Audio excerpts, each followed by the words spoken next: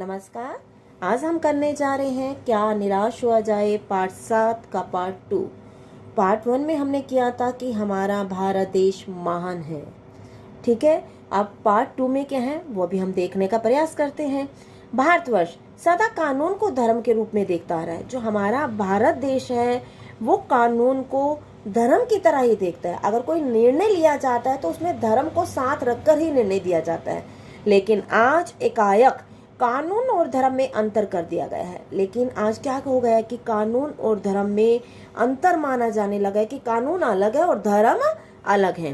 धर्म को धोखा नहीं दिया जा सकता। हम सभी जानते हैं कि भारतीय लोग किस चीज को जानते हैं कि हम धर्म को धोखा नहीं दे सकते, क्योंकि यदि हम गलत कार्य करते हैं तो हम यही सोचते हैं कि इसका हमें पाप भुगतना पड़ेगा।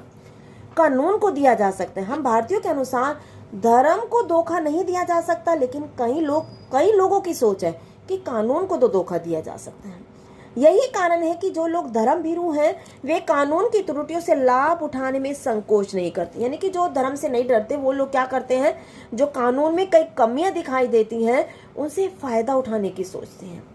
इस बात के पर्याप्त प्रमाण खोजे जा सकते हैं। कहते इसके अनेक एग्जाम्पल हमें मिल सकते हैं कि समाज के ऊपरी वर्ग में चाहे जो भी होता रहा, भीतर भीतर भारतवर्ष अब भी यही अनुभव कर रहा है कि धर्म कानून से बड़ी चीज है।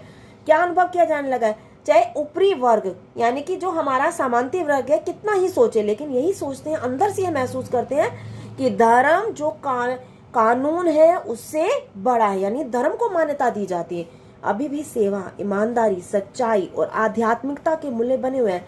यानी कि हमारे भारत देश में भी बड़ों की सेवा करना, ईमानदारी का पालन करना, सच्चाई पर चलना और देवी देवताओं की पूजा करना, इनके मूल्य भी बने हुए हैं। ये दब अवश्य गए हैं। ठीक है, यानी कि मनुष्य के अंदर ये भाव विद्यमान है, चाहे दिखाई नहीं देते, उजागर नहीं करते लोग, लेकिन ये भाव अभी भी विद्यमान है, लेकिन नष्ट नहीं हुए हैं। आज भी वे मनुष्य से प्रेम करते हैं। यानी कि आज भी एक मनुष्य दूसरे मनुष्य से प्रेम रखता है। महिलाओं की सम्मान किया जाता है, यानी कि महिलाओं को आदर दिया जाता है। झूठ और चोरी को गलत समझ जाता है। अभी भी झूठ बोलना और चोरी करना गलत समझ जाता है। बचपन में पहले ही सिखाया जाता, झूठ बोले कौवा काटे।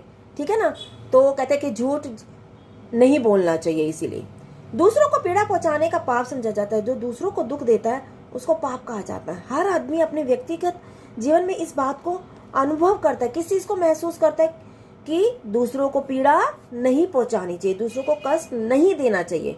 समाचार पत्रों में जो भ्रष्टाचार के प्रति इतना आक्रोश है वे यही साबित करता है। क्या साबित करता है आगे देखेंगे हम। समाचार पत्रों में जो भ्रष्टाचार के प्रति इतना आक्रोश का मतलब होता है गुस्सा। समाचार पत्रों में भ्रष्टाचार के प्रति जो गुस्सा दिखाई देता वो साबित करता है कि हम उन चीजों को गलत समझते हैं और समाज में उन तत्वों की प्रतिष्ठा कम करना चाहते हैं जो गलत तरीके से धन या मान संग्रह करते हैं। हम किन को गलत समझते हैं, उन तत्वों को जो क्या करते हैं, प्रतिष्ठा कम करना चाहते हैं। यानी कि कोई ईमानदार व्यक्ति है उसकी प्रतिष्ठा, उसका सम्मान कम करना चाहते हैं और गलत तरीके से धन इकट्ठा करते हैं। दोषों का पर्दाफाश करना बुरी बात नहीं है। लेखक के अनुसार दूसरों की कमियों को प्रकट करना कोई बुरी बात नहीं है। बुराई यह मालूम होती है कि किसी के आचरण के गलत पक्ष को उद्घाटित करके उसमें रस लिया जाए। क्या कहना चाहते हैं लेखक की बुराई तब होते हैं यदि हम किसी व्यक्ति के गलत पक्ष को उद्घाटित करें। यानी कि कोई व्यक्ति झूठ बोलता है और हम सबके सामने कहें कि इसने तो झूठ बोलना ही है और उसमें मजा ले, सभी हंसने लगते हैं, वो गलत है। और दोषों उद्घाटन का एकमात्र कर्तव्य मान लिया जाता है। यानी कि दूसरों की दोषों को उद्घाटित करना मतलब उनकी कमियों को दिखाना ही उनके जीवन का एकमात्र कर्तव्य यानी कि ड्यूटी है कि हमें तो दूसरों की कमियां ही निकालनी है। बुराई में रस लेना बुरी बात है। यानी कि आप कोई किसी की बुराई है यानी कि कोई कमी है उसमें मजा लेना या उसका बुरे व्यवहार के प्रति झूठ बोलना, बेईमानी करना उसकी आदत है, उसमें मजा लें, वो हमारे लिए गलत है। अच्छाई में उतना ही रस लेकर उजागर ना करना। यदि कोई व्यक्ति अच्छा है, ईमानदार है, ठीक है, उसके ये गुणों को हम दूसरों के आगे उजागर मतलब प्रकट नहीं करते तो ये भी बुरी बात है। सैकड़ों घटनाएं ऐसी करती है जिन्हें उजागर करने से लोकचित में अच्छाई के प्रति अच्छी भावना जगती है।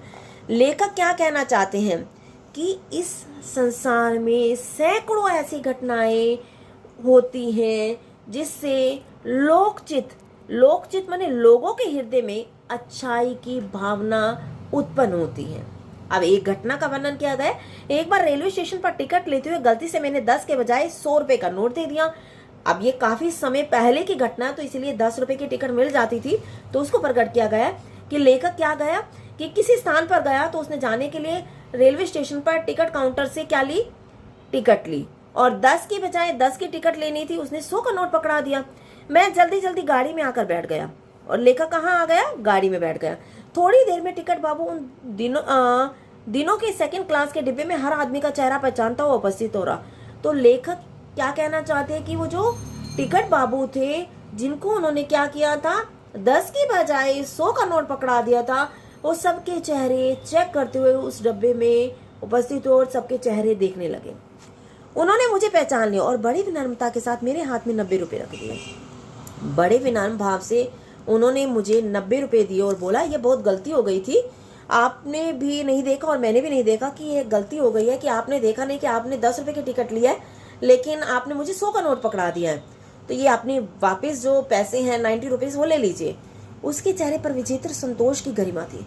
जब उसने मुझे 90 रुपीज यानी लेखक को 90 रुपीज दिए, तो उसके चेहरे पर संतोष दिखा कि हाँ, अब मेरा कार्य हो गया। मुझे उनको क्या करने थे, रिटर्न करने थे 90 रुपीज, मैंने दे दिया। अब उन्हें सुकून दिखने लगा उनके चेहरे पर। मैं चकित रह गया। चकित मीन्स होता है हैरान। मैं हैरान रह गया कि अभी भी ईमानदारी संसार में विद्यमान है।